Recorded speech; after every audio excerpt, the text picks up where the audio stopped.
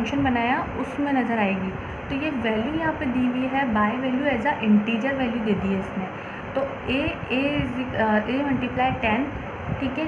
ए की वैल्यू हमें कहाँ से मिली 4 मल्टीप्लाई 10 यानी 40 आ गई, मल्टीप्लाई की वैल्यू आ गई 40। अभी जो 40 वैल्यू है वो स्टोर हो जाएगी बी में स्टोर हो जाएगी। तो यहाँ पे the function has return the value 40 हो जाएगा, जो कि यहाँ पे मैंने बताया हुआ है।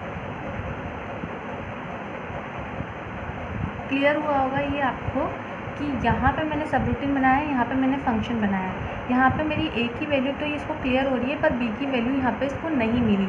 अब बी की वैल्यू आपको यहाँ से मिलेगी, आपको इसलिए मिलेगी क्योंकि ए की वैल्यू आपको ऊपर दी गई है 4 मल्टीप्लाई 10 40 हो गई, मल्टीप्लाई यहाँ 40 बी में स्टोर हो जाएगा और बी की वैल्यू 40 हो जाएगी और यहाँ पे 40 आ जाएगी। अब वो थी बाय वैल्यू वाली, और अब इधर मैंने एक सब रूटीन ले लिया है। ए की वैल्यू मैंने 10 ले ली, debug the function has return the value modify ए। ये ए जो है ये मॉडिफाइड नहीं है, इसलिए हम इसका आंसर 10 नहीं दे सकते।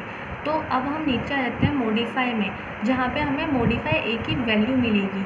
तो ए मल्टीप्लाई 2 यानी कि ए की वैल्यू है 10 मल्टीप्लाई 2 तो कितना हो गया 20, और मॉडिफाई की वैल्यू हो गई 20। तो यहाँ पे जो वैल्यू आएगी मॉडिफाई की वैल्यू कितनी हो जाएगी 20। अब हमें पहली लाइन का आंसर तो मिल गया 20।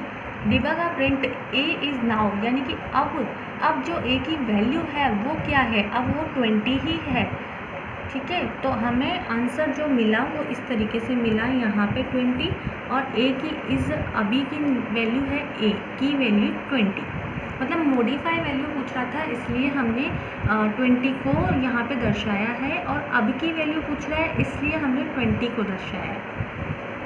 अंतर है दोनों चीज़ों में, ये रेफरेंस के थ्रू है और ये वैल्यू के थ्रू है।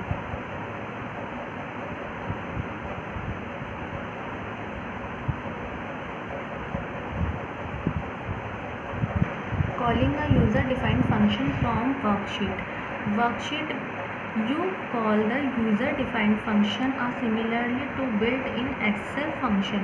To do this, type a argument in the cell and type the name of function as is done with normal function in Excel. मैं इजी भाषा में बताती हूँ आपको कि यहाँ पर जब हम फंक्शन बनाएंगे तो आर्गूमेंट्स हम जो देंगे उनको हम एक्सेल शीट में सेल में जो सेल्स होते हैं उसमें वहाँ पे शो करेंगे। जैसे कि मैं ये बताती हूँ फंक्शन, यहाँ पे मैंने एक फंक्शन बनाया एल और बी, यहाँ पे दो आर्गूमेंट दिए हैं, मैंने पैरामीटर्स दिए हैं। तो एल और बी जो वैल्यू है ना वो सेल में दर्शाऊंगी मैं, यानी कि एक सेल में 4 एक सेल में 2 दिखाऊंगी और दोनों को मल्टीप्लाई कराऊंगी तो वो एरिया दिखाई देगा मुझे। तो इसी तरीके से एक प्रोग्राम है, ये देखिए function area of rectangle L और बी लंबाई और चौड़ाई मल्टीप्लाई करने पे मुझे फंक्शन दिया, मेरे को कोई वैल्यू नहीं दी है इसमें, सिर्फ आपको 2 वेरिएबल्स दिए हैं। अब मैं इसको एक्सेल शीट पे करती हूँ, ठीक है। यहाँ पे कोई भी सेल सेलेक्ट कर लेती हूँ, वहाँ पे इक्वल साइन लगाती हूँ AOR, ठीक है ठीक है। ये देखिए 3 × 3 कितना हो गया 9, मुझे इसने एक रेक्टेंगल की वैल्यू को शो कर दिया है।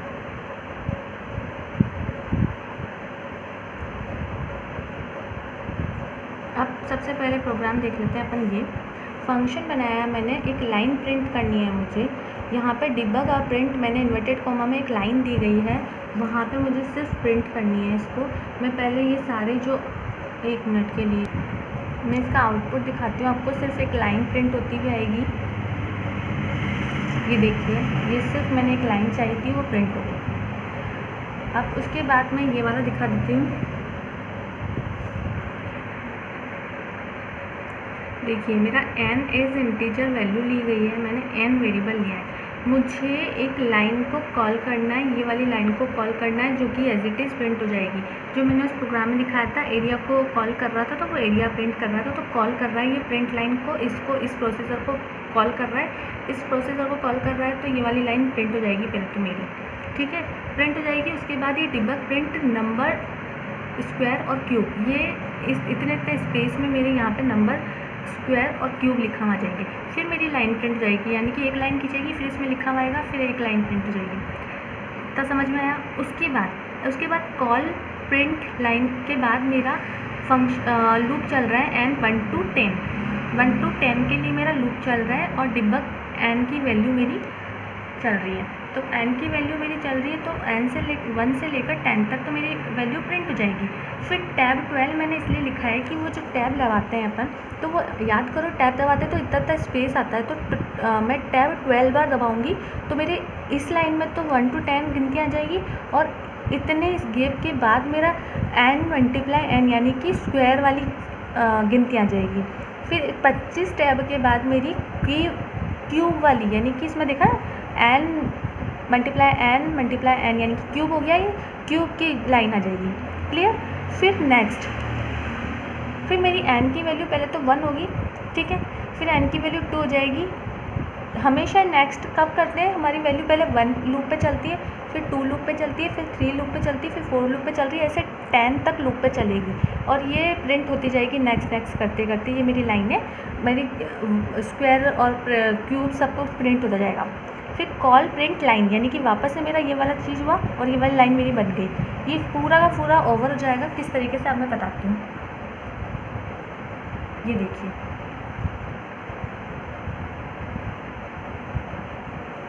पहली लाइन कॉल प्रिंट की थी, नंबर स्क्वायर और क्यूब लिखा आ गया, एक लाइन मेरी प्रिंट हो गई। फिर 1 to 10 मेरी गिनती आ गई, थोड़ा सा नीचे कर लेते हैं, है ना। अब ये स्क्वायर वाली लाइन आ गई, अब ये क्यूब वाली लाइन आ गई, है ना। और मेरी नीचे बोल रहा था यहाँ पे देखो कॉल लाइन प्रिंट, एक और लाइन आ गई, ठीक है। ये क्लियर हो गया। अब हम नेक्स्ट प्रोग्राम करते हैं। अब मैंने एक प्रोग्राम बताया था आपको कि एक्सेल में मैंने 2 वेरिएबल लेके मल्टीप्लाई कराए थे ना। अब मैं यहीं पर उन फंक्शंस में एल और बी दे रही हूँ और उसको प्रिंट करने को कह रही हूँ, मल्टीप्लाई करने को कह रही हूँ।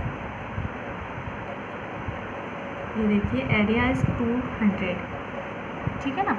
अब यहाँ बात आ रही थी, मैंने बताया था आपको, जैसे यहाँ पे हमने कॉल लाइन को प्रिंट किया है, ऐसे इसने कॉल एरिया को प्रिंट करने को कहा है। मैंने सब रूटीन बना दिया, ये तो फंक्शन था।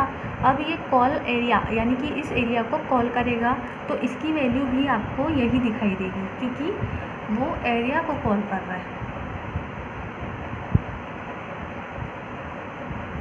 क्लियर। अब देखिए जो मैंने आपको बाय वैल्यू वाला प्रोग्राम बताया था, है ना। अब इसमें मेरी ए की वैल्यू 4 आ जाएगी और बी की वैल्यू क्या आ जाएगी, मल्टीप्लाई ए की, यानी कि जो यहाँ पे स्टोर हुई वैल्यू है वो बी में स्टोर हो जाएगी, यानी कि 40 जो वैल्यू है वो बी में स्टोर हो जाएगी और यहाँ पे बी आ जाएगा, मतलब 40 आ जाएगा। ये देखिए ए इज़ 4 और the function is return value is 40। ये आपको क्लियर हो गया होगा फंक्शन। ये बाय वैल्यू वाला है, हम यहीं ओवर कर